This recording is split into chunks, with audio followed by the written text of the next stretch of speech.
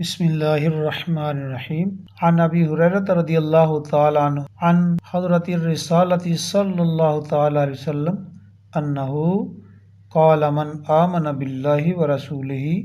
واقام الصلاۃ وصام شہر رمضان کان علی اللہ حقا ان یدخلہ الجنہ حاجر فی سبیلہ او جلس فی الارض التي ولد فیہا۔ حضرت ابو ہریرہ رضی اللہ تعالیٰ عنہ سے مروی ہے کہ نبی کریم صلی اللہ تعالیٰ علیہ وسلم نے فرمایا، جو شخص اللہ تعالیٰ اور اس کے رسول پر ایمان رکھے اور وہ نماز ادا کرتا رہے، ماہ رمضان کے روزے رکھے، تو اسے اللہ تعالیٰ جنت عطا فرمائے گا، خواہ وہ جہاد کے لیے باہر نکلے یا اپنے گھر میں مقیم رہے جہاں وہ پیدا ہوا ہے۔ اس حدیث مبارکہ کو امام بخاری نے حضرت ابو ہریرہ رضی اللہ تعالیٰ عنہ سے روایت کیا ہے۔ حضرت ابو ہریرہ رضی اللہ تعالیٰ عنہ صحابہ کرام میں سے ایک بڑے جلیل القدر صحابی ہیں۔ ان کی شان و عظمت کا خود رسول اللہ صلی اللہ تعالیٰ علیہ وسلم نے اس طرح اظہار فرمایا ہے، ابو ہریرہ بیننا کعیسیٰ بین الانبیاء۔ ابو ہریرہ ہم میں حضرت عیسیٰ علیہ السلام کی مثال ہیں، یعنی جس طرح حضرت عیسیٰ روح اللہ علیہ السلام دنیاوی مال و دولت سے بے نیاز تھے، اسی طرح حضرت ابو ہریرہ رضی اللہ تعالیٰ عنہ بھی مال دنیا سے کوئی رغبت نہیں رکھتے تھے۔ اس حدیث مبارکہ میں کلمہ من ہے جو عموم پر دلالت کرتا ہے، یعنی اس میں کسی کی تخصیص نہیں ہے، کوئی عربی ہو یا عجمی، حبشی ہو یا قریشی، ہاشمی ہو، ترکی ہو، رومی ہو،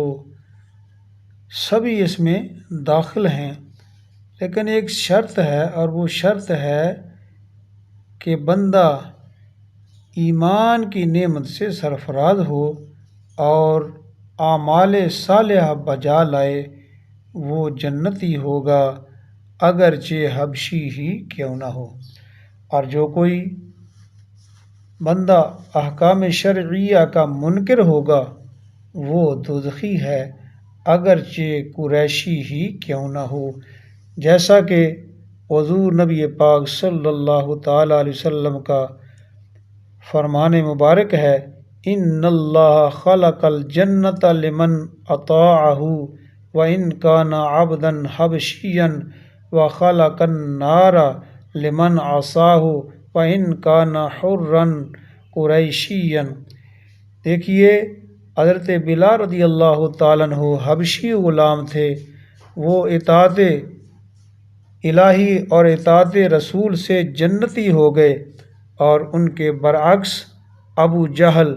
تھا تو وہ قریشی، لیکن وہ نافرمانی کے باعث دوزخی اور جہنمی ہوا، چونکہ ایمان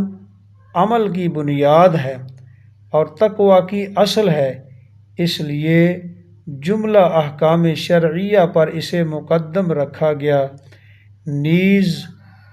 ایمان پہلے ہے اعمال بعد میں۔ ایمان نہیں تو جتنے اچھے اعمال بندہ کرتا رہے، جتنے بھی کرتا رہے،